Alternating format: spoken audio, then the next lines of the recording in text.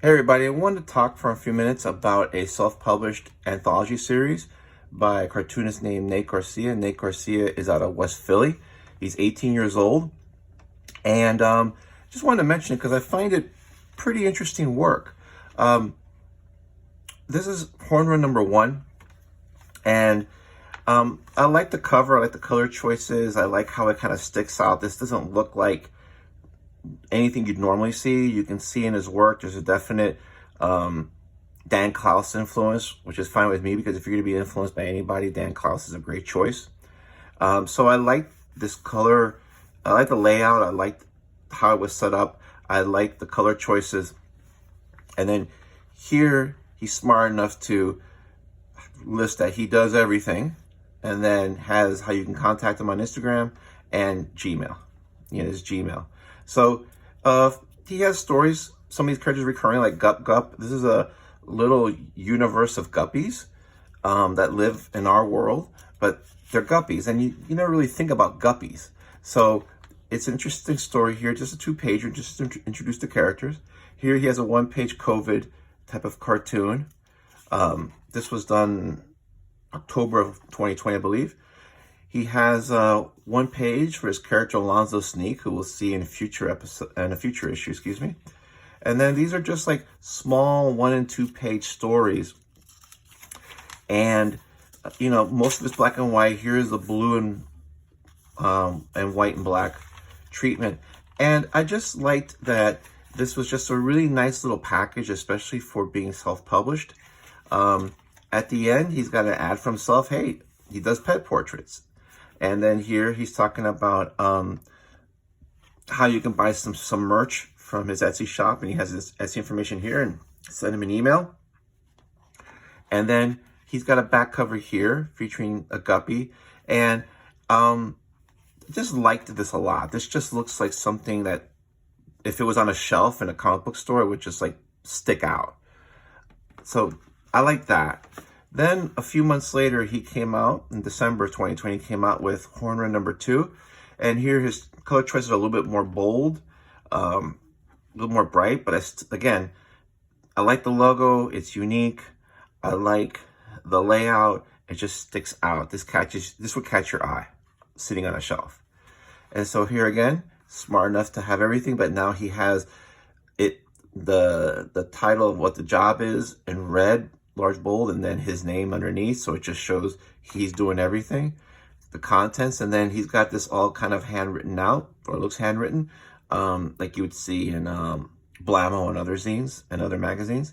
And so here he introduces another character, Bobcat, and then it's a long form story, and this is the black and white version, this is the color version. And then later on he brings back the guppies. And that's basically it. And again, first issue was a lot of 1- and 2-page stories, mostly. This is 2 stories. Then he has his fake letters page here, which these are all basically bogus. Either compilations of different letters stitched together, or they're just bogus letters. But they're pretty funny. And then here again, hey, he does pets. And then if you want Hornrim #1, this is where you can get it. So, and again, the back cover. So he's promoting himself, and which is also good to see. You can use this in an ad if you want, but it's a good way to end the book. Again, it's showing the work and then promoting yourself, because if you don't promote yourself, probably nobody else will. Then in March, he came out with Hornrim #3. So Hornrim #3, he did something different. This is the size of Hornrim 2. He decided to do a magazine. A magazine-sized issue. And what I like is that he's 18, he's taking chances, he's doing his own anthology, he's deciding, hey, you know what, I'm going to do a magazine size, I'm going to do some stories that may fit a magazine. You never know if the next issue is going to do a smaller one.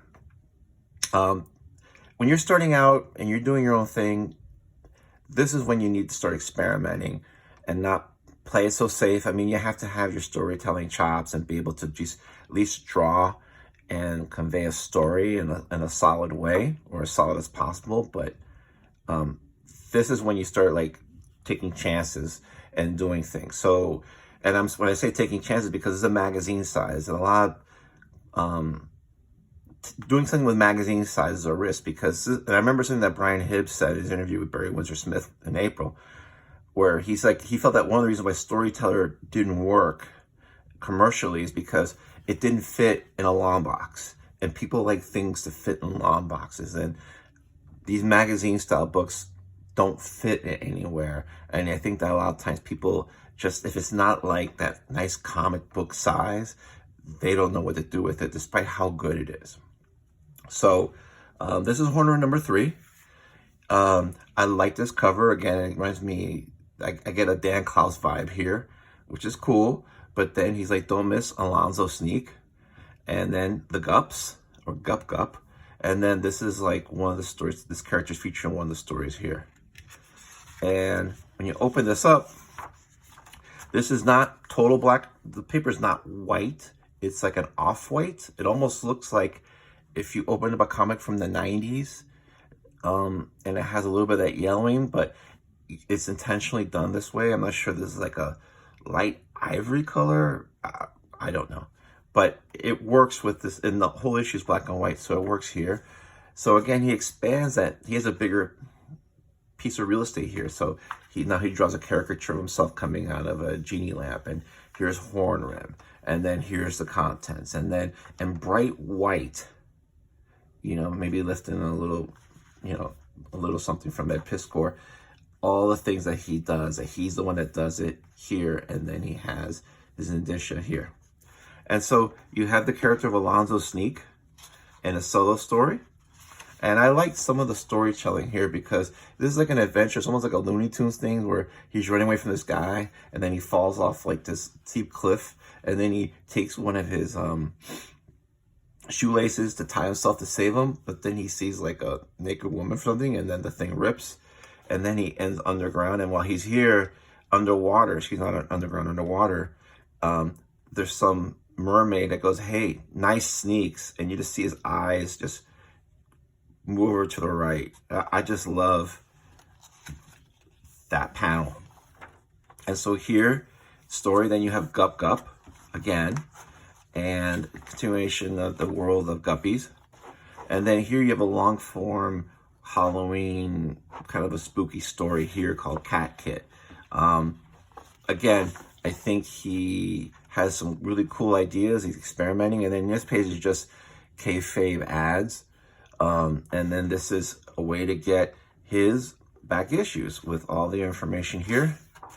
And then here, uses this real estate again to promote himself, but it's like, look out for Alonzo Sneak #1 coming this summer from strangers. So it's a really good use of this big real estate, and this ad is really simple. There's a lot of negative space, but you have the star, you have this cowboy character, you got the sneaker sticking out.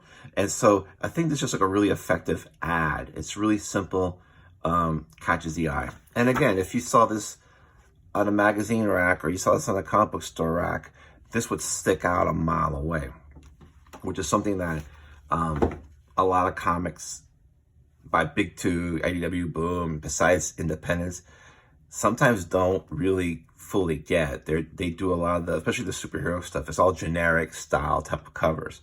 This catches the eye. So I just wanted to mention Nate's work. Nate's pretty young. He's out of West Philly, and he is just doing some interesting work. He's growing as a cartoonist. It's pretty fully formed for a young guy, and I like the fact that he's taking chances, because, you know, this is the time when you can do that. Again, I like somebody who's just saying, F it, I'm going to do an anthology. I'm 18 years old. I don't care. So anyway, if you do have the chance, I'm going to put his link to his Etsy store. If you do have a chance and you want to check out something interesting, check out his site, see if you like it. We need to promote independent cartoonists. He's a young one. He seems like a pretty good guy. I've chatted with him a few times actually. And anyway, just want to talk about it. Thanks.